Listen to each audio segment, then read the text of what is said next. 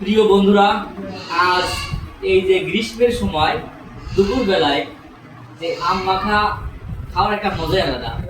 আর বাঙালির একমাত্র ফ্রেশ, তেলবিহীন, কীটনাশকবিহীন, সারবিহীন এই কাঁচা আম।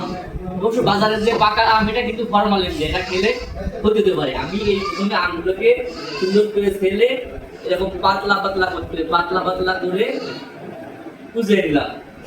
নেওয়ার পরে দেখেন, এই যে আমাদের গ্রাম বাংলার কিছু ওই কিন্তু লেবুর পাতা, আমি লেবুর পাতাগুলোকে কি করবো, ছোট ছোট টুকরা করবো। এই ছোট ছোট টুকরা করলাম, এখানে ছোট টুকরা করলাম। করার পরে এই যে আমি লেবু, আস্ত লেবু, এটাকে কি করবো, এটাকেও আমি কুচি কুচি করে ভিতর দিয়ে দেবো। এটা স্মেলের জন্য এটা দেওয়া হবে, আর মনে করেন খুব স্বাদ লাগবে।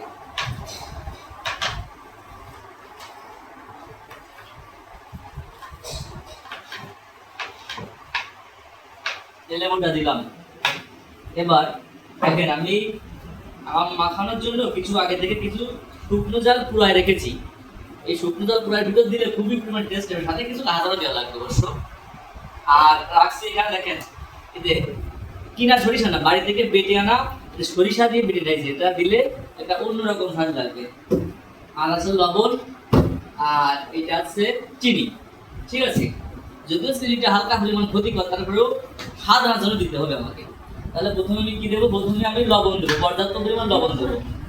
যে এখানে এইটুকু লবণ দিলাম, একটু লবণ বেশি লাগবে যেহেতু টক আম তো। লবণ দেওয়ার পর প্রথমে আমি কাঁচা ঝাল করে একটু চেপে ফেটে দেবো, কাঁচা ঝাল দিলাম। দেওয়ার পরে এবার শুকনো জাল দেবো, শুকনো জাল। হাতের অবস্থা আজকে যাবে সমস্যা, তারপরেও কি আপনাদের জন্য রেসিপিটা দেখা দিচ্ছে কিভাবে মজা পাবেন তাই। শুকনো জালগুলোকে আমি দিলাম মিক্স করে।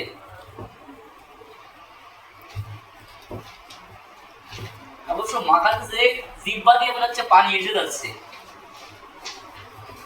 চলবে এরকম ভাবে। ঝাল যা আছে সব দিয়ে দিলাম, যাতে খাইতে বেশ স্বাদ লাগে।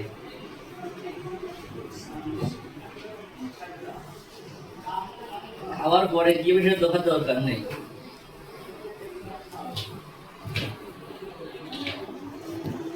এরপরে আমি এর ভিতরে দেখেন এই যে সরিষা, এই সরিষা বাড়ি থেকে বেটে আনা আমি দিয়ে দেবো। সরিষা পর্যাপ্ত পরিমাণে, অবশ্য খুব বেশি দিলে আবার দিতে লাগতে পারে, তাহলে আমি কম পরিমাণ দিলাম। এরপরে দেবো কি চিনি দেবো। এটা চিনি না, এটা লবণ সম্ভবত, লবণ একবার দেওয়া হয়েছে, চিনি দেবো আমি। বেশি চিনি দিলে অবশ্য স্বাদ বেশি ভালো আসবে না, মিষ্টি খেতে হবে, জন্য অল্প পরিমাণ চিনি দেবো আমি। চিনি দিয়ে টোটাল ব্যবস্থাপনাটা রেডি। এখন শুধু আমি হাত দিয়ে মেখে দিলেই কেল্লা হতেন।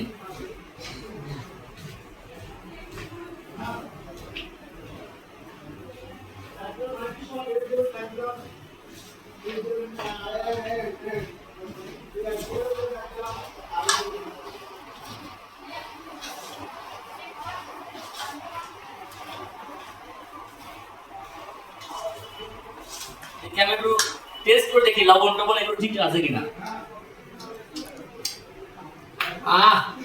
সেই স্বাদ একেবারে অতুলনীয়। এভাবে আপনারা তৈরি করে খেতে পারবেন। সবাইকে ধন্যবাদ, বাই বাই।